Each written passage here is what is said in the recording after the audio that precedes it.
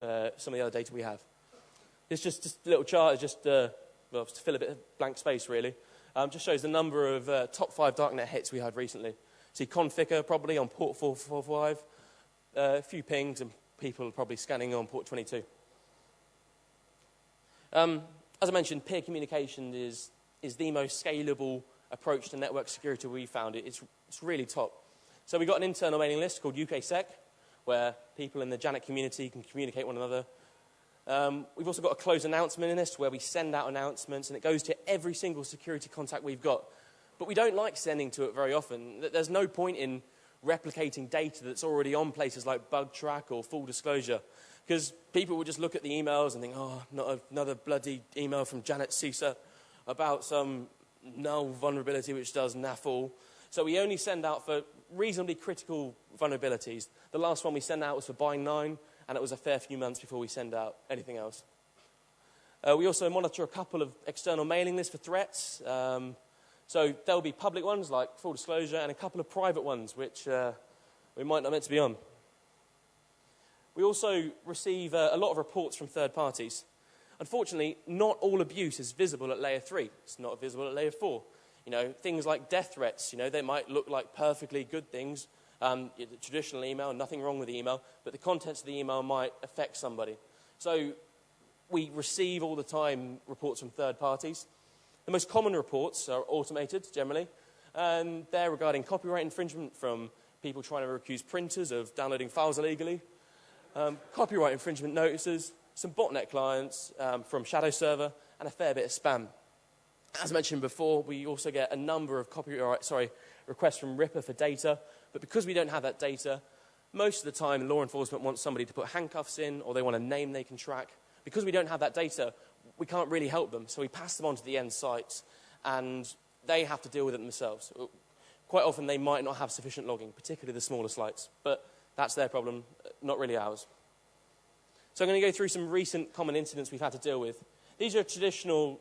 We've had to deal with quite a few of these incidents. I haven't gone through anything exceptional, you know, anything crazy mad like somebody's private details were posted on this mailing list. I also haven't gone through anything which has involved the police or Ripper. So it's like day-to-day work, really. And obviously, if I did mention a date, name, or time, it would be changed to protect confidentiality. Scott mentioned this earlier, and he's probably taken the wind out of my sails with this, really. DNS DDoS, the DNS amplification attack. A couple of months ago, we started receiving reports from another CERT team. I think it was another national CERT team. And they told us that approximately 160 servers on JANET were performing a distributed denial of service attack on one of their hosts. We looked into it a bit further, and it was all going on port 53, and it all seemed to be using the DNS infrastructure. Unfortunately, because DNS does use UDP, it's really simple. If your ISP doesn't support the correct filtering, that you can spoof the source IP, and that attack could be redirected, as you mentioned earlier. Now, I've got some fuzzy maths. I know this is fuzzy maths. Please don't mention the maths to me. It's to illustrate a point. I don't want people putting their hands up and saying, sorry, Brad, you've forgotten the layer 2 headers. You've forgotten that Ethernet has a minimum frame size. You haven't counted that in. And I know it's going to be around about a 32-byte packet. It might not be exactly a 32-byte packet. Anyway, so in the example here, all of the DNS servers in this attack weren't contacting authoritative name servers. They were just contacting any name server, which was either acting as an open resolver or sending out root hints. So in this attack, they'd send a single dot to a packet. So that single dot on some of the servers, depending upon their configuration, would send a list of the root hints. That root hint is a 500-byte file. So that packet originally going to the server was a 1-byte dot potentially, with an 8-byte UDP header, a 20 bytes of IP header, and 3 bytes of padding. So that's a 32-byte packet. That's going to hit the server. The server's going to look at it, and it's going to send a 528-byte packet in response. But that's going to go to the target of the distributed denial of service attack. So in my maths, that's about a 15.5 times increase.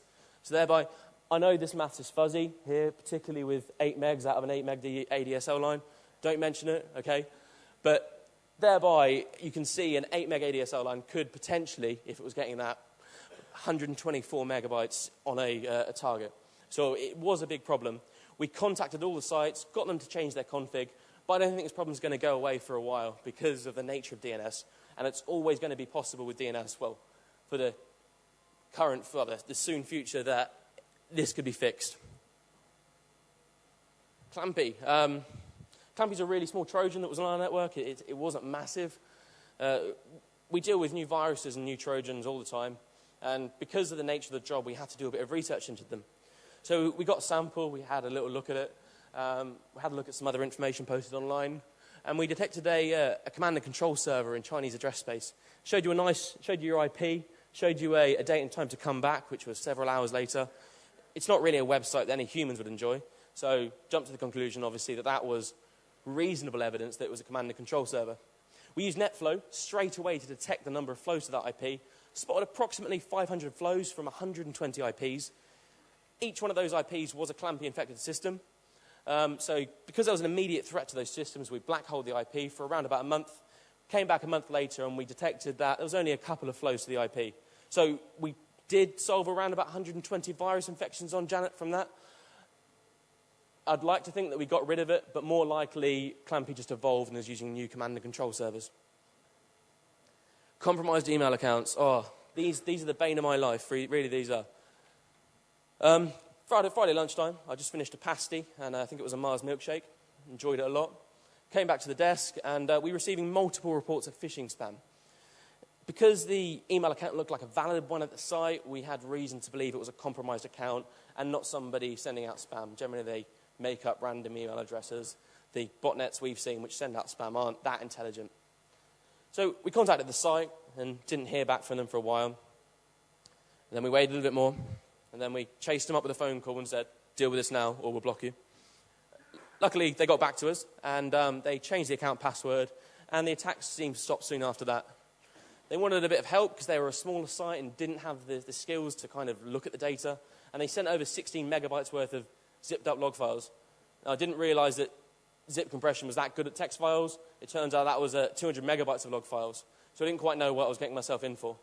That was a little bit too much for me to deal with in Vi or Notepad. So I used a tool called Splunk. I'm sure a fair few are familiar with Splunk.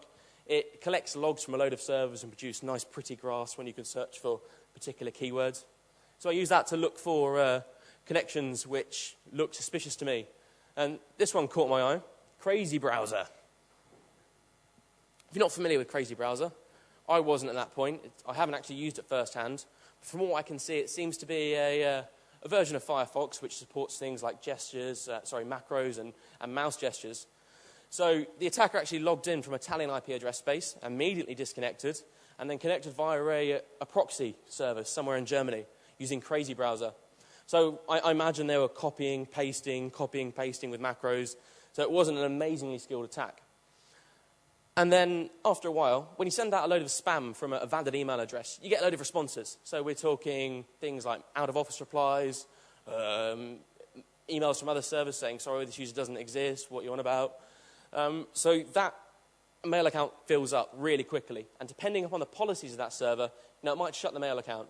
So the person decided to connect to Exchange using an Exchange connector used by Windows Outlook from the same Italian IP. And around about the same time, we saw another connection from another Italian IP, which just logged in and logged out. So what I seem to think is, hypothetically, I don't know whether this is true or not, in this particular case, the attacker used his real IP address to log in initially, and then he was like, I can do something malicious. And then he went through the German proxy service, and then he wanted to use Exchange. I don't think Exchange uses port 80.